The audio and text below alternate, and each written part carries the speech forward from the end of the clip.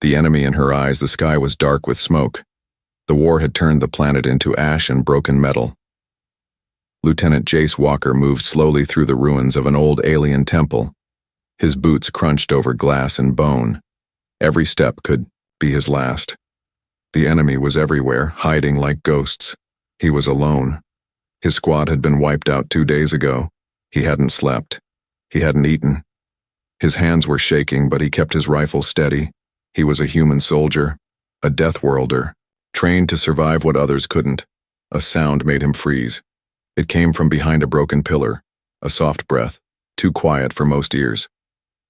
Jace turned quickly, his weapon ready. His heart raced as he moved closer. Then he saw her. A young, alien girl. She looked injured. Her skin was pale blue, her robes torn and covered in dust. She had no weapon. Her eyes were wide with fear, but she didn't run. She just sat there holding her side where blood leaked through her fingers. Jace aimed his rifle at her head. "Don't move," he said coldly. The girl didn't flinch. She raised her hands slowly. But then, something strange happened. Her lips moved. She spoke softly in human language, clear and perfect. "Your sister is alive," she said. Jace blinked. His finger stopped on the trigger. He didn't fire. "What did you just say?" The girl didn't look away. "Your sister, Lena. She's not dead." Jace's throat went dry. No one knew that name. No one on this world. No alien. Not even his current unit. "How do you know that name?" he asked, stepping closer. "Who told you?" The girl winced in pain but kept talking. "She was at the same lab I escaped from. She helped me survive." His mind was spinning. Lena had been taken 5 years ago, during a raid. Everyone told him she died. There had been no body, just a burned house and blood. Jace had buried an empty box with her name on it. But now this girl, this enemy, said she was alive? "You're lying," he growled. "Trying to trick me." The girl shook her head. "I remember her face. She had brown hair and a scar over her left eyebrow. She called you J-Bug. That was your nickname, right?" Jay stumbled back a step. J-Bug. No one had called him that since Lena. It was a name only she knew. His rifle lowered slightly. "How do I know you're not messing with my head?" he asked, voice cracking. "Because I was there," the girl whispered, "and she saved me. She told me to find you if I ever escaped." Jace looked around. The world seemed to spin. His enemies were supposed to be monsters, killers who wanted humans wiped out. That's what they always told him. But this girl was no soldier. She was just a broken piece of a secret no one had shared.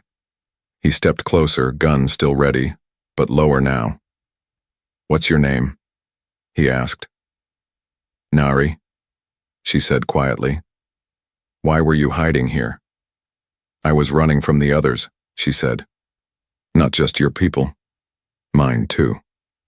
Both sides want me dead." "Why?" She looked up at him, her face full of sadness. "Because I know the truth. About the war, about the camps, about what both sides are doing." Jace stared at her. His training screamed to shoot, to end the threat. But his heart whispered something else. He had seen enough death, enough lies, enough orders that didn't make sense. And now, maybe, just maybe, this girl was his only chance to find the truth. To find Lena, he made his choice. Jace reached into his bag and pulled out a small med pack. He tossed it to her. "Patch yourself up," he said. "We're moving before nightfall." Nari looked shocked. "You're helping me?" "Don't make me regret it," Jace muttered, turning his back. As she opened the pack, he kept his rifle ready, but not pointed at her. He didn't trust her yet, but her words had cracked something deep inside him. And once a crack begins, it spreads. Name only the dead should know. The wind blew dust through the broken temple like a whisper from the past. Jace sat with his back against a cracked stone wall, eyes never leaving the alien girl. Nayari sat across from him. quietly cleaning her wound with the med pack he gave her. Blood still stained her robe, but her hands were steady, too steady for someone her age. His mind refused to calm down. His fingers twitched over the trigger of his rifle, not because he planned to shoot, but because it gave him something to do. Something to hold, while everything he believed in began to shake. How did she know that name, J-Bug? He hadn't heard it in years. No one in his unit even knew it.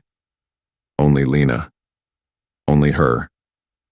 He watched as Nayari tightened a small bandage around her side. Her movements were slow, but sure. Not like a soldier, but not like a helpless girl either. There was something careful about her. Controlled, as if she had been trained, but not for war. "Where did you meet her?" Jace asked, breaking the silence. Nari looked up slowly. Her eyes were large and silver, glowing softly even in the shade of the ruins. She seemed unsure whether to answer, but after a moment she did. "In the deep sector. Facility 17. Jace frowned. "That place doesn't exist." "That's what your leaders want you to think," she replied. "But it's there, under the old research towers. No official maps. Only black code access." His breath caught in his throat. He remembered something. A drunken officer once muttered about Sector 17 during a supply run. Called it the Ghost Pit. It was the only time Jace heard anyone mention it. They said people who went there didn't come back, not soldiers, not prisoners, not even commanders. "What was she doing there?" Jace whispered. Neri lowered her eyes. "They used her." "Used her how?" "Same as me," she said. "As a translator. As a test subject. They wanted to see what humans and my kind could learn from each other, and what could be taken." Jace's hands clenched. "You're telling me my sister was part of some lab experiment?" Nari looked straight at him now. "No. She fought the experiments. They tried to break her. They failed." He closed his eyes. For a moment he could see Lena. Older now, stronger. A prisoner maybe, but still fighting. Still protecting people like she always did. Even aliens. Jace had once believed in duty, in loyalty. In black and white. Humans good. Aliens bad. But now, everything felt gray. Or maybe it had always been that way, and he was only just starting to see it. He stood up suddenly, rifle slung across his back. Nari flinched but didn't move otherwise. "We're leaving," he said. Nari's brow furrowed. "To where?" "That facility. Sector 17. If it's real, I'm going to find it." "You won't make it alone," she said, standing too. "The place is buried in enemy land, full of drones, traps, and watchers. No one's supposed to get out of there." "Then why did they let you out?" "They didn't," she said quietly. "I escaped. Barely. And they're still hunting me." Jace looked at her again. Truly looked. Her clothes were torn, her side bleeding, but her eyes were fierce. Not the eyes of a coward or a spy. She wasn't lying. He could feel it. "Then, come with me," he said. "If you're telling the truth, you can guide me. Maybe we can save her." Nari hesitated. Her lips parted like she was about to say something, then closed again. Finally, she nodded. "Okay. But we have to move fast. By nightfall, drones sweep this sector. If they find us, they'll burn everything down." They packed what little they had. Nari moved slow, her wound clearly bothering her, but she didn't complain. Jace offered to carry her for a while, and to his surprise, she accepted. Her body was light as a feather, and yet her presence weighed on his heart like a storm cloud ready to break. As they walked through the ruins, past shattered statues and cracked walls filled with bullet holes, Nayari suddenly spoke again. "She called out for you in her sleep, you know, every night. J-Bug, over and over." Jace's steps slowed. He didn't answer. He couldn't, because in that moment he felt something rising inside him. Not rage, not revenge. Hope. A dangerous, fragile thing in a world like this. But it burned brighter than any war. Her scars were human-made. They moved through the dying forest in silence, stepping over blackened roots and cracked ground. The air smelled like metal and ash, and every few minutes, they had to hide beneath broken branches or beneath the old bones of fallen machines. Jace had walked through war zones before, but with Nari beside him, the world looked different now. Every ruin, every shadow, held a new question. He kept stealing glances at her as they walked, not because he didn't trust her, though part of him still didn't, but because something about her didn't match. She looked too young to have escaped a high-security lab, too fragile to have survived on her own, but she moved like someone who had learned to survive long before the war began. Quiet, sharp, alert. Her eyes never stopped watching the horizon. They stopped to rest near the shell of an old human vehicle, half buried in roots. Jace knelt and poured water into a cracked metal cup, then handed it to her. Nayari took it without a word, but as she drank, her robe slipped slightly from her shoulder. Jace's eyes widened. Across her pale blue skin were long, thin scars, not the kind made by a blade or accident. They were precise, surgical, too clean, too deep. "Those aren't war wounds," Jace said, voice low. Neri pulled her robe back up quickly but didn't deny it. She stared into the cup, her hands shaking just a little. "They tested sound frequencies. On me," she said after a long pause. "Some of them burned. Others changed how my muscles worked." "Humans did that?" She nodded. Jace leaned back against the wreckage, head spinning. All his life he'd been told his people were defending themselves, that the enemy was brutal, savage, unforgiving, but no one had ever mentioned labs, experiments, torture. "Why didn't they kill you?" he asked. "Because I was useful," she replied. "I could learn fast, mimic languages. They used me as a translator between captured humans and alien prisoners. They wanted to know how our minds were different." "And my sister?" he said. Nari looked at him with soft eyes, full of weight. "They tried to break her," she said. "But she kept resisting. She kept asking questions. Kept making friends, even with my kind. They hated that." Jace's fists tightened. He had imagined Lena as a ghost for so long, a memory frozen in time. Now the idea of her locked in some dark lab, fighting with words and kindness while others tried to break her, it was almost too much. "How did you escape?" he finally asked. Nari looked away. "Someone helped me. I don't know who. One night my door was unlocked, the guards were gone. There was a keycard on the table. I didn't stop to question it. I just ran." "You didn't try to help her too?" The question came out sharper than he meant. Nari flinched. "I looked for her," she said softly. "But her section was sealed. Red clearance.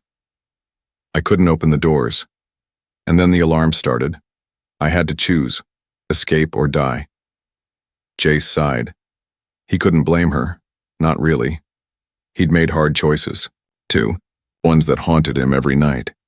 He stood and brushed dust off his jacket. "We keep moving," he said. "You said Sector 17 is deep inside alien territory?" "Yes," she replied. "But there's an old tunnel system, forgotten by both sides. We can use that to get close." "Tunnels?" "Ancient," she said. "Before the war. My people used them for trade. Now they're just graves."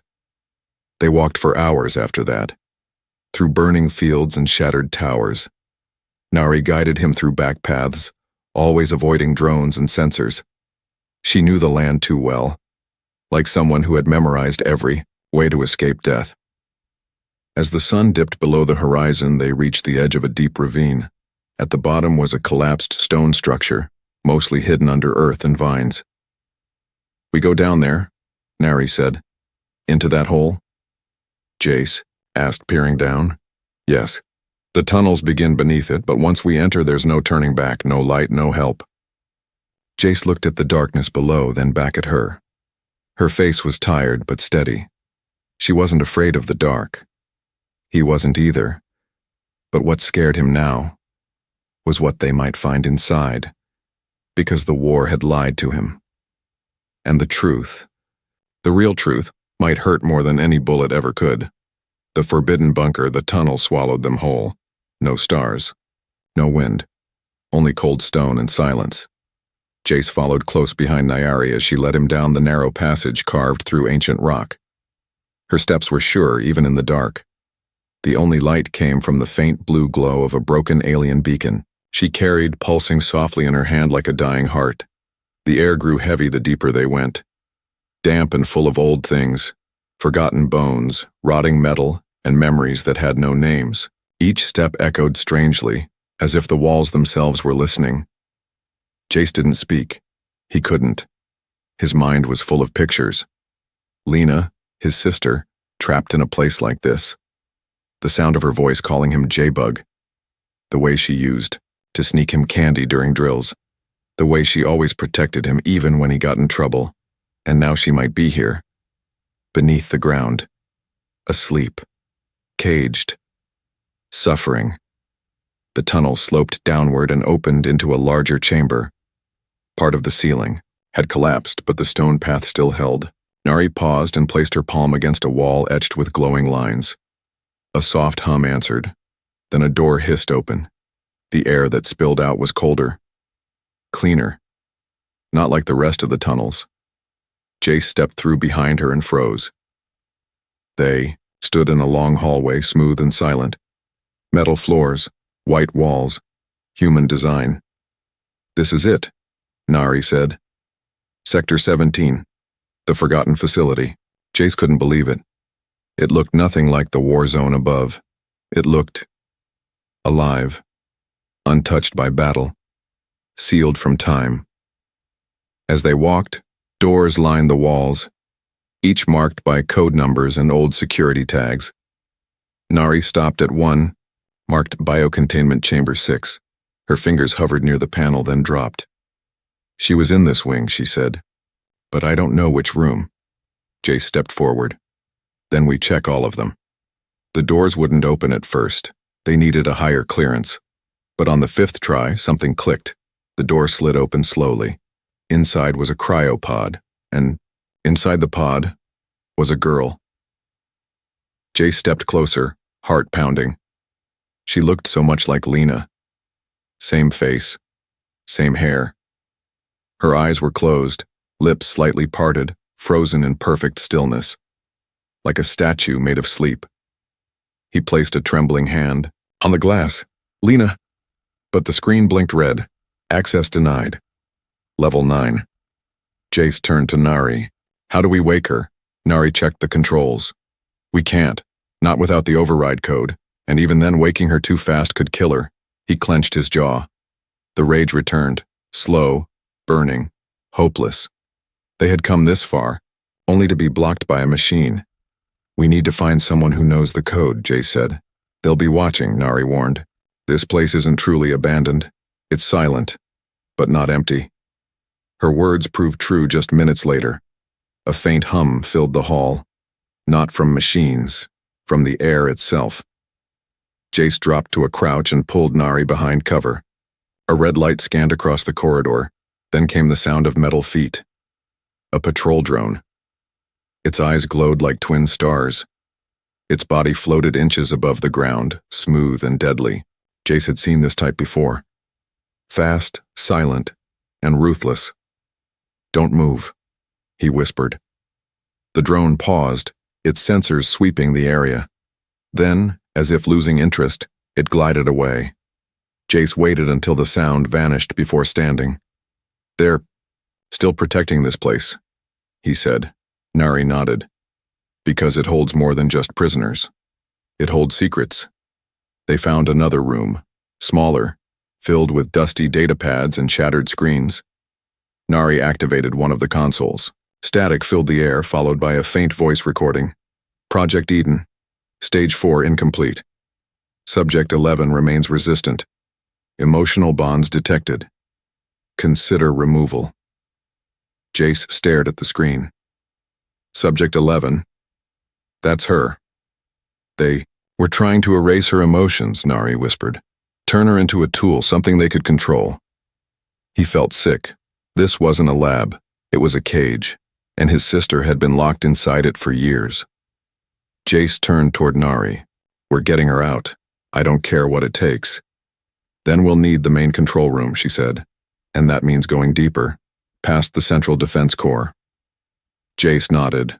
Whatever was waiting down there, drones, soldiers, worse, he didn't care. He had come this far to find the truth.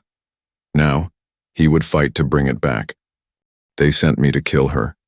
The silence between them grew heavier with every step. Jace and Nari moved deeper into the heart of Sector 17, where the walls no longer hummed with machines. They pulsed like veins. The deeper they went, the more alive. The bunker felt like something sleeping just beneath the surface of the metal. Jace had been trained to fear aliens, to kill them on sight, but now he feared what humans had built more than anything outside. Nari led him through a maintenance shaft that bypassed the defense core.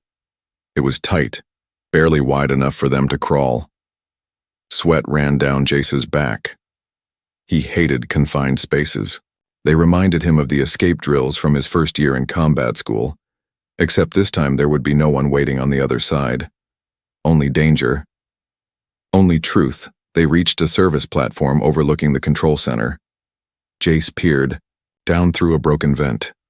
The room below was vast and dark, lit only by flickering lights from half-dead screens. No guards, no drones, just silence. Too easy. "We climbed down," Nari said. Jace grabbed the edge of the platform, preparing to jump.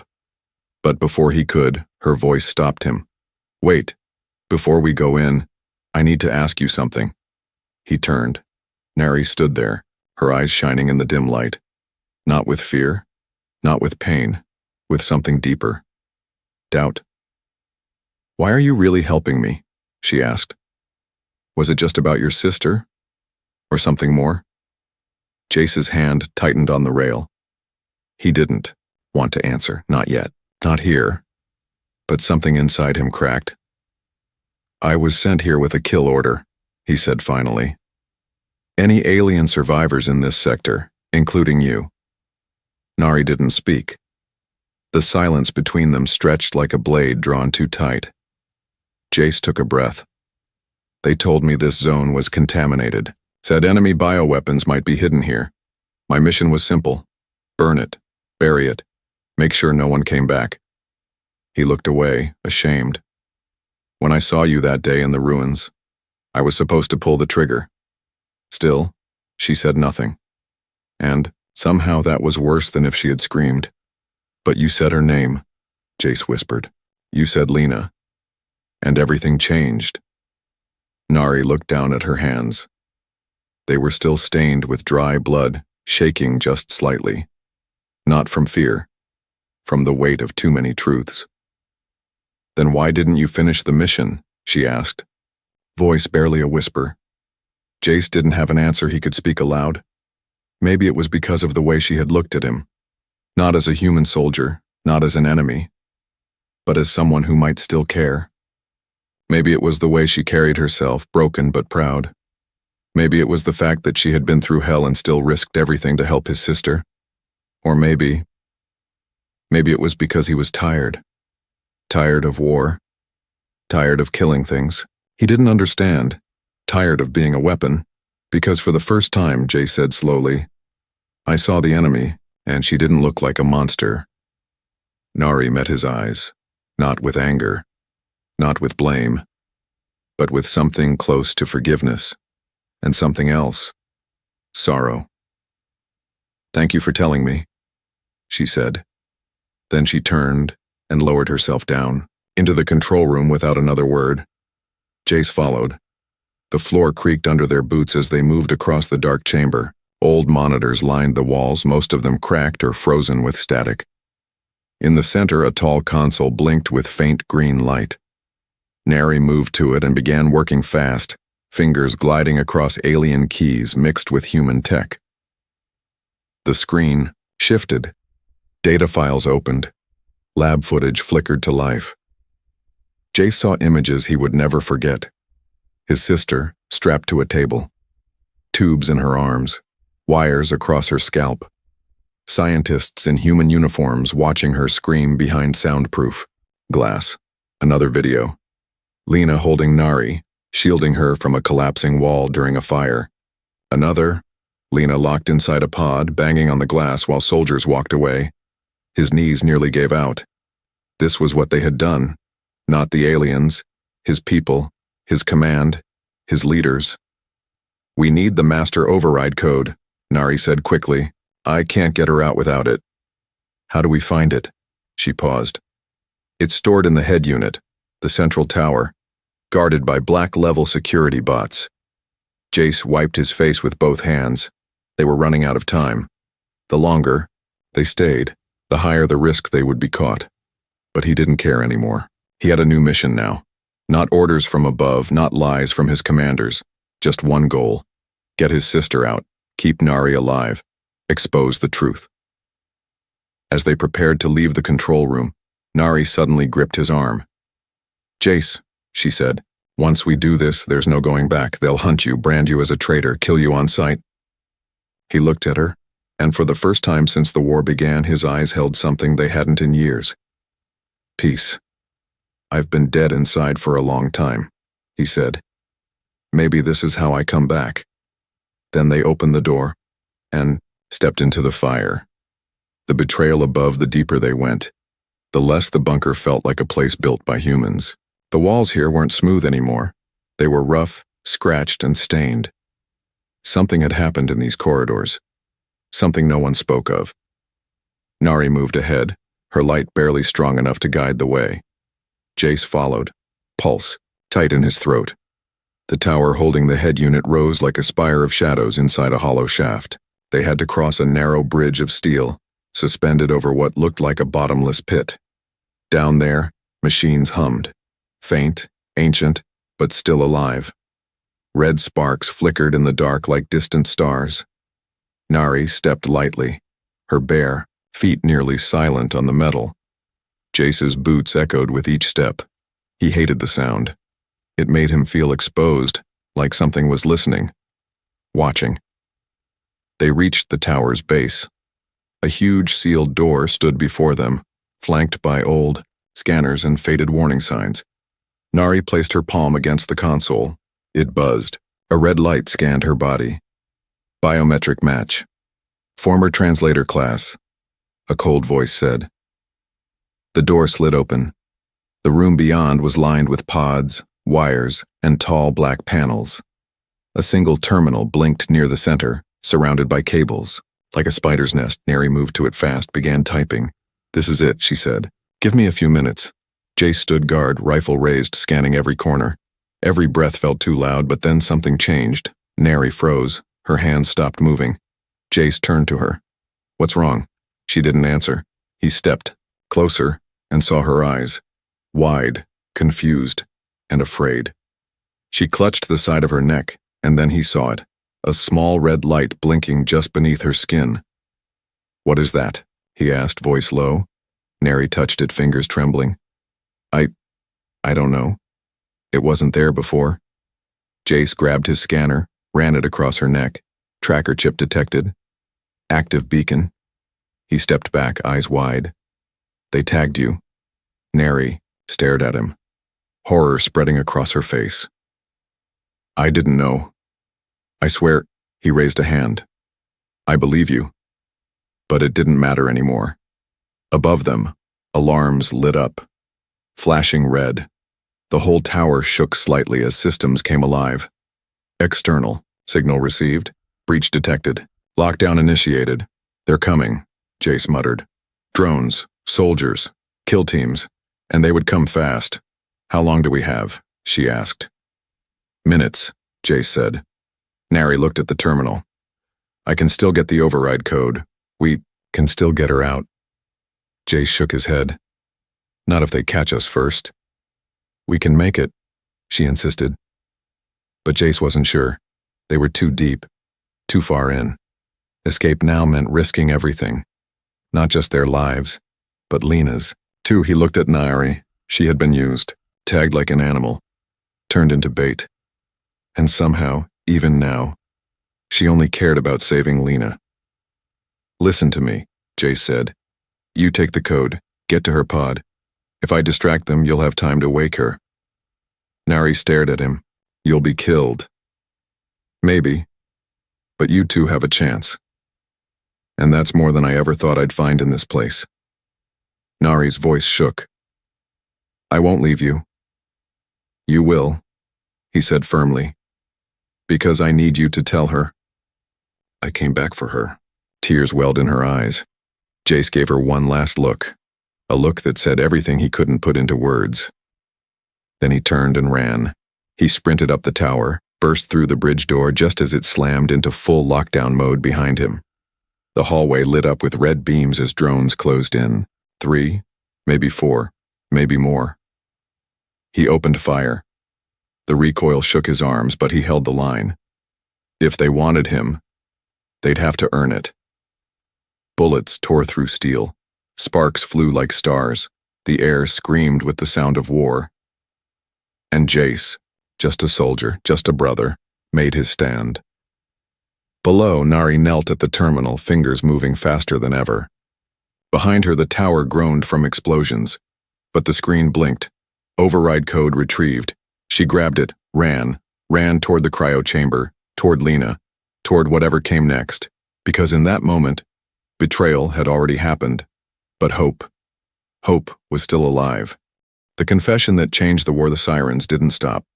As Nayari sprinted through the corridors of Sector 17, red lights flashed across her face. The override code burned in her hand, a thin black data crystal, warm like a heartbeat. Above her, the ceiling shook. Explosions. Heavy gunfire. Something large had entered the facility. It was Jace. Buying her time, buying her a future. She didn't look back. She couldn't. Her legs screamed. Her side ached. The wound still hadn't healed. But none of it mattered, because ahead, beyond 3 sealed doors and 1 last scan gate, was the pod. The pod that held the girl who had once held her hand during a fire. The girl who whispered hope when Nari had given up. The girl who defied the humans and the aliens and the war itself. Lena Walker. Nari reached the chamber, barely breathing. The door slid open slower than she liked. Inside, the pod waited. Cold, silent, unchanged. She slammed the crystal into the control unit for a second. Nothing. Then the screen lit up green. Access granted. Beginning to thaw. The pod hissed. Ice cracked. Steam rose. A soft breath escaped the sleeping girl's lips, her fingers twitching for the first time in years. Her eyes fluttered, not yet open, but trying. Nari leaned in close, tears streaking down her face. Lena, it's me, it's Nari. We made it. Your brother came. He found me. He found you. Behind her, the floor shook again. Louder now. Closer. The enemy wasn't far. Jace had done all he could, but time was running out. Lena's eyes opened. They were hazel, confused, beautiful, and full of fire. Jace, she whispered. Nari smiled. He's here. But we have to move now. She pulled Lena from the pod gently, wrapping her in the old robe she wore. Lena was weak, her muscles trembling from years in cryo, but she was awake. Alive. The miracle was real. Nari activated her beacon, a signal Jace had given her before they entered. It connected to human and alien frequencies both. Not for backup, but for truth. The broadcast began. This is Nari of the Urali, she said, voice echoing through the halls. I speak with the voice of 2 bloodlines, and today, I speak not to fight but to reveal. Her voice reached command ships, reached ground units, reached soldiers on both sides of the war, and as Jace fought alone above, bleeding and outnumbered, her words began to spread. They lied to you, she said.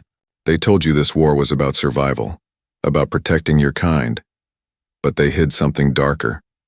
They built this place to erase people, to erase truth. They locked humans and aliens in cages, tested them, used them. She paused, breathing hard.